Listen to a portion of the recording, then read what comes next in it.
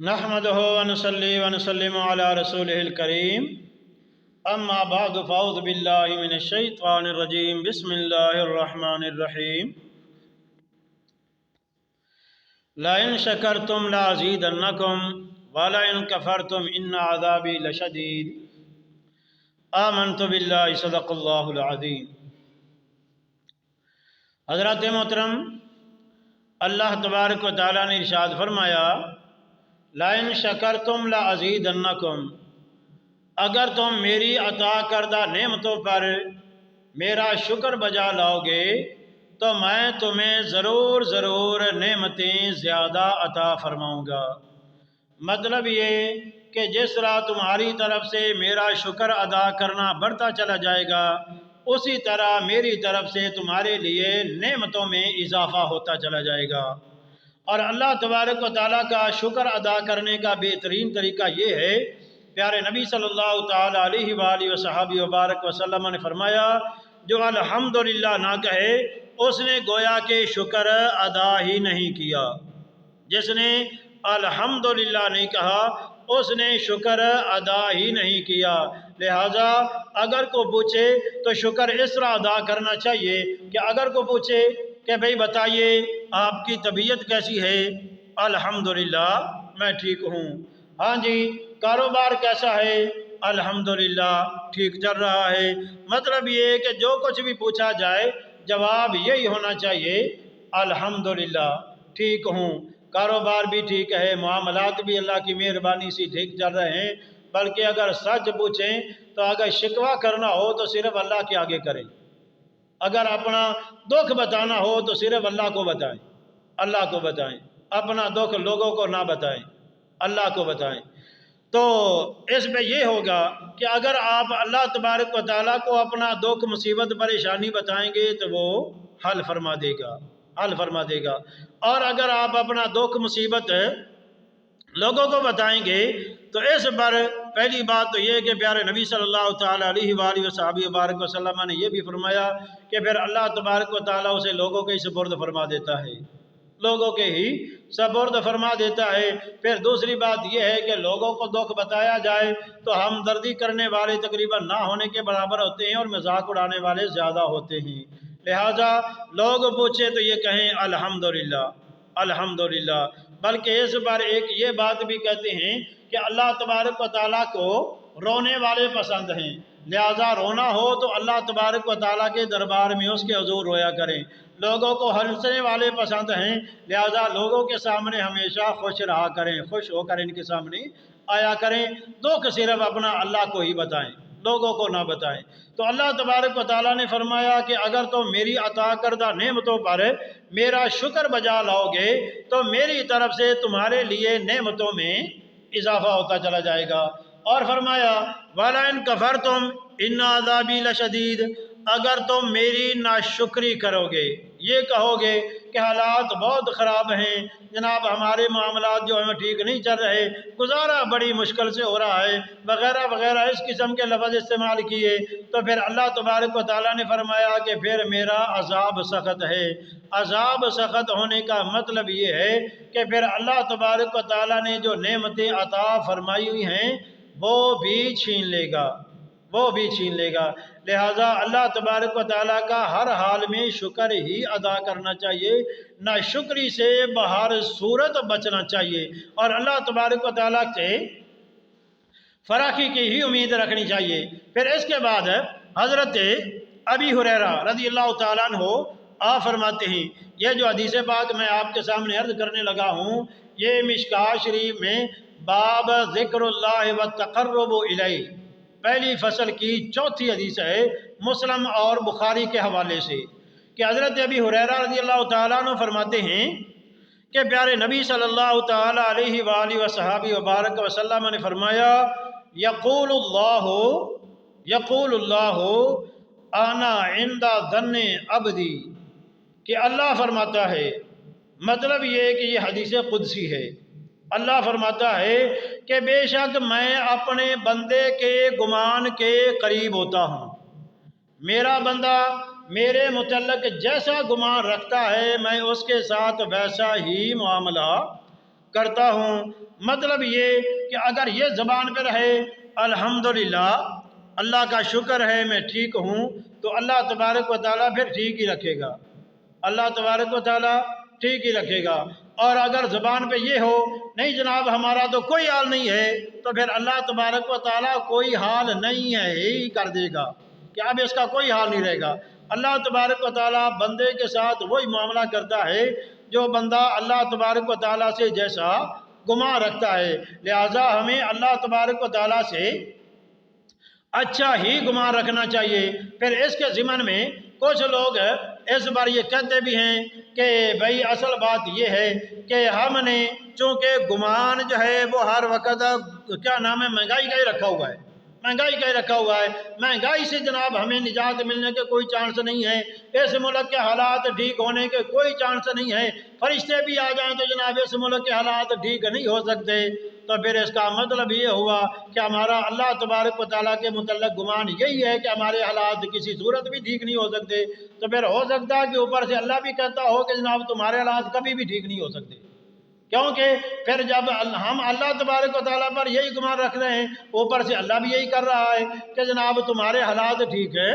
نہیں ہوں گے، لہٰذا ہمیں اللہ تبارک و تعالیٰ کے متعلق بہتری کی امید رکھنی چاہیے۔ بلکہ پیارے نبی صلی اللہ تعالیٰ علیہ وآلہ وصحبہ وبارک وسلم نے تو یہاں تک فرمایا کہ اللہ تبارک و تعالیٰ سے فراخی کی امید رکھنا کہ اب میرے حالات اگر اچھے نہیں ہیں تو اللہ اپنی مہربانی سے اپنے فضل و کرم سے میرے حالات ٹھیک کر دے گا، اللہ مجھے فراخیاں عطا فرمائے گا۔ حضور علیہ الصلوۃ والسلام نے فرمایا اللہ تبارک و تعالیٰ سے یہ امید رکھنا بھی بہترین عبادت ہے، یہ امید رکھنا بھی بہترین عبادت ہے، لہذا اللہ تبارک و تعالیٰ سے بہرحال اچھائی کی امید رکھنا چاہیے، فراخی کی امید رکھنی چاہیے، اپنے حالات بہتر ہونے کی امید رکھنی چاہیے، اس لیے کہ اس امید پر بہر صورت فائدہ ہی ہے، وہ اس لیے کہ اگر اللہ تبارک و تعالیٰ نے اپنی مہربانی سے ہمارے حالات ٹھیک کر دیے تو پھر وہ مہربان ہے، ہو جائیں گے۔ اگر خدا نہ خواستہ حالات ٹھیک نہ بھی ہوئے تو بہترین عبادت کا ثواب ضرور مل جائے گا، لہٰذا ہم تو کسی طرح بھی خالی نہ رہے، لہٰذا اللہ تبارک و تعالیٰ سے ہمیں بہتری کی ہی امید رکھنی چاہیے، اور حالات ہمیں یہی امید رکھنی چاہیے کہ ہمارے حالات اللہ کی مہربانی سے ٹھیک ہو جائیں گے۔ پھر اس کے ساتھ ایک مہنگائی جو ہے، مہنگائی کے متعلق ہے، میں بچپن سے سنتا آ رہا ہوں کہ مہنگائی بہت زیادہ ہے، مطلب یہ ہے کہ جب 40 روپے من یعنی 40 کلو دودھ تھا تو اس وقت بھی بہت مہنگا تھا، ہر طرف سے مہنگائی کا ہی، اس وقت بھی یہی باتیں سننے کو ملتی تھی کہ مہنگائی بہت زیادہ ہے، پھر یہ مہنگائی ہوتی چلی گئی، مہنگائی بہت زیادہ ہے، اور سچی بات یہ ہے کہ اب واقعتاً مہنگائی ہو گئی ہے۔ اس بار محسوس یہ ہوتا ہے کہ شاید اللہ تبارک و تعالیٰ نے بھی یہ کر دیا ہے کہ اس قوم نے راضی ہونا ہی نہیں، اس قوم نے نہ شکریاں ہی کرنی ہے، یہی کہنا ہے، تو پھر چلو جیسے یہ ہیں اللہ تبارک و تعالیٰ نے بھی شاید یہ کر دیا ہو، حقیقت تو اللہ ہی جانتا ہے، لیکن محسوس یہی ہوتا ہے کہ اللہ تبارک و تعالیٰ نے ہمارے ساتھ وہی کچھ کر دیا جو کچھ ہم کہتے آ رہے ہیں۔ اور پھر اس کے ساتھ یہ بھی کہ اگر ہمارے اندر انسانی ہمدردی پیدا ہو جائے نا، یقین جانیے پھر کوئی مہنگائی نہیں ہوگی۔ اگر ہمارے اندر انسانی ہمدردی پیدا ہو جائے تو ہمارے ہاں یقین جانیے کوئی مہنگائی نہیں ہوگی۔ انسانی ہمدردی اس طرح کہ اگر دکاندار چیز بیچنے لگا ہے تو وہ یہ سوچے کہ یہ جو خریدنے کے لیے آیا ہے پتہ نہیں اس نے یہ پیسہ کس محنت سے کمایا ہوگا، لہٰذا مجھے ریٹ جو ہے وہ جائز مناسب لگانا چاہیے، مناسب منافع لینا چاہیے، کیونکہ منافع لینا اس کا حق ہے، تو اس پر بہرحال وہ جائز مناسب اپنا منافع جو ہے وہ لے لے، اور پھر خریدار کی بھی یہ سوچ ہو کہ بھئی یہ جو بیچنے والا ہے اس نے بھی شام کو اپنے بچوں کو روٹی کھلانی ہے،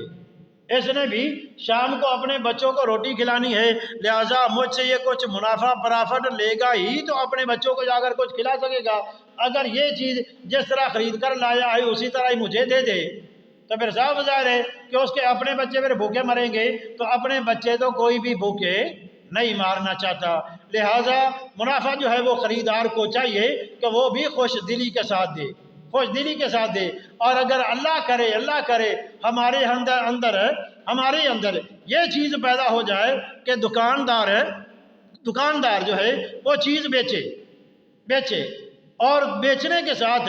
جب خریدار خرید لے تو اسے اگر یہ کہہ دے بھائی جو کچھ تو نے مجھ سے خریدا ہے اللہ تجھے اس میں برکت عطا فرمائے،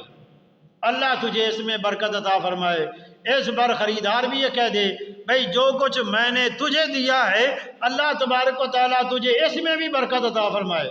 تو یقین جانیے زندگی موج ہی موج بن جائے گی۔ دکھ پریشانی مہنگائی کو ویسے ہی بھول جائیں گے اگر ہمارے اندر یہ پیدا ہو جائے تو۔ لیکن صاف ظاہر ہے کہ اللہ تبارک و تعالیٰ نے یہ چیزیں ہمارے اندر زبردستی تو ڈالنی نہیں، انتخاب ہم نے کرنا، اختیار ہم نے کرنی ہے، پھر اللہ تبارک و تعالیٰ یقیناً چلا بھی دے گا۔ لیکن ہماری حالت اللہ پناہ دے یہ ہے کہ جناب مثال کے طور پر چیز جو بیچنے والا ہے، دکاندار ہے، وہ یہ کہہ دے کہ میں نے یہ چیز بھائی 100 روپے کی میں نے خریدی ہے لہٰذا تجھے 120 روپے کی دوں گا، 120 روپے کی دوں گا، 20 روپے جناب میرا اپنا منافع ہے لہٰذا میں یہ لوں گا۔ تو اس پر کیا نام ہے دکاندار جو ہے وہ یہ اس نے یہ سچ بتا دیا، مثال کے طور پر اس نے سچ بتا دیا، تو پھر جو ہے نا خریدار وہ یہ چاہے گا کہ یہ چیز مجھے 80 روپے کی دے دے، یہ 80 روپے کی دے دے۔ تو صاحب ظاہر ہے دکاندار نے جب 100 روپے کی خود خریدی ہوئی ہے تو پھر 80 روپے کی آگے وہ گاہک کو کیسے دے گا، کسٹمر کو کیسے دے گا؟ جب 80 روپے کی مجھے ملی نہیں، بہت مہنگائی ہے جی، بہت مہنگائی ہے، بہت مہنگائی ہے، یہ دکاندار جو ہے نا یہ لوٹ رہے ہیں، دکاندار یہ لوٹ رہے ہیں۔ اور پھر دکاندار کے بھی یہی حال ہوتا ہے کہ اللہ پناہ دے وہ بھی کہتا ہے کہ جناب کیا کرے، کاروباری کوئی نہیں، فرق بیٹھے ہیں، کچھ ملتا ہی نہیں، اس میں کچھ ملتا ہی نہیں۔ یعنی اللہ پناہ دے ہر طرف شکوے ہی شکوے ہیں۔ اصل مہنگائی ہماری اس سوچ میں ہے، اصل مہنگائی ہماری اس سوچ میں ہے۔ ہماری سوچ ٹھیک ہو جائے تو یقین جانیے مہنگائی ہمیں بالکل محسوس نہیں ہوگی۔ اور پھر اس کے ساتھ یہ بھی کہ اللہ تبارک و تعالیٰ بھی یہ فرماتا ہے وَكَذَلِكَ زَيَّنَّا لِكُلِّ أُمَّةٍ عَمَلَهُمْ، کہ ہم نے ہر ایک کے لیے اس کے اعمال مزین فرما دیے، وہ جیسے بھی عمل کرے گا اللہ نے فرمایا ہم نے اس کے لیے عمل مزین کر دیے۔ اچھے عمل کا انتخاب کرے گا اللہ نے فرمایا ہم اس کے لیے وہ مزین بنا دیں گے، اگر غلط عمل کا انتخاب کرے گا اللہ نے فرمایا ہم اس کے لیے وہ بھی مزین فرما دیں گے۔ انجام کا ذمہ دار انسان خود ہوگا، انجام کا ذمہ دار خود ہوگا۔ اللہ نے فرمایا کہ ہم ہر ایک کے لیے اعمال جو ہیں وہ مزین فرما دیتے ہیں۔ مطلب یہ ہے کہ جو ایمانداری کے ساتھ کاروبار کرنا چاہے گا اللہ تبارک و تعالیٰ اس کے لیے ایمانداری کو کیا نام ہے اللہ تبارک و تعالیٰ اس کے لیے ایمانداری کو مزین فرما دے گا۔ جو بے ایمانی کی طرف جائے گا اللہ اس کے لیے بے ایمانی کو مزین فرما دے گا۔ لیکن انجام اور صلہ کا جو ذمہ دار ہے وہ آدمی خود ہے۔ اور پھر اللہ تبارک و تعالیٰ لوگوں کو اس کے کیا نام ہے سوچ کے مطابق کیسے چلاتا ہے، کیسے عمل مزین فرما دیتا ہے، اس کے متعلق یہ آخری حدیث عرض کر کے ختم کرتا ہوں کہ حضرت رافع بن خدیج رضی اللہ تعالیٰ عنہ آپ فرماتے ہیں، یہ جو میں حدیث پاک عرض کرنے لگا ہوں یہ مشکوٰۃ شریف میں باب الاعتصام بالکتاب والسنہ پہلی فصل کی 9ویں حدیث ہے مسلم شریف کے حوالے سے کہ حضرت رافع بن خدیج رضی اللہ تعالیٰ عنہ آپ یہ فرماتے ہیں کہ پیارے نبی صلی اللہ تعالیٰ علیہ وآلہ وصحبہ وبارک وسلم جب مدینہ شریف تشریف لائے تو اس وقت آپ نے ایک باغ کو دیکھا کہ اس کے مالک نے باغ کے پودوں کی شاخوں کو ایک دوسرے کے ساتھ گرا دی ہوئی ہے، باندھا ہوا ہے۔ اس پر پیارے نبی صلی اللہ تعالیٰ علیہ وآلہ وصحبہ وبارک وسلم نے پوچھ لیا، فرمایا یہ کیا ہے؟ عرض کیا کہ یا رسول اللہ صلی اللہ تعالیٰ علیہ وآلہ وصحبہ وبارک وسلم ہم نے ان پودوں کا آپس میں نکاح کیا ہوا ہے، ہم نے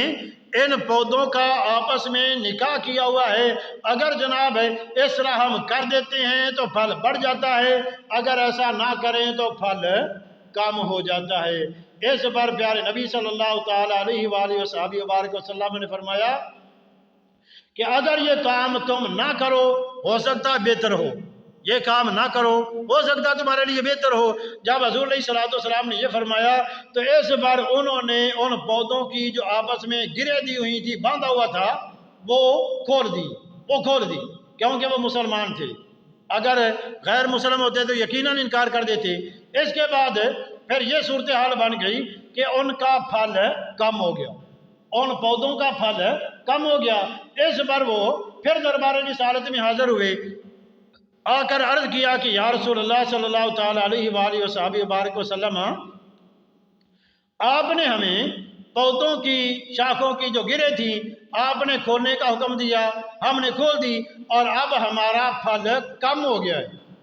اب ہمارا پھل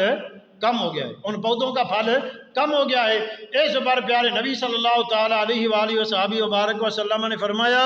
کہ میں ایک بشر ہوں، لہٰذا جو بات میں تمہیں اپنی رائے سے کہوں، بطور مشورہ کہوں، تمہارا دل کرے اسے مان لو، نہ دل کرے نہ مانو۔ جو تمہیں اللہ تبارک و تعالیٰ کا حکم دوں اس کی بجا آوری بہر صورت کرو، جو میں تمہیں حکم دوں اسے بجا لاؤ، جو مشورہ دوں اس پر تمہاری اپنی مرضی، اس پر چاہے عمل کرو یا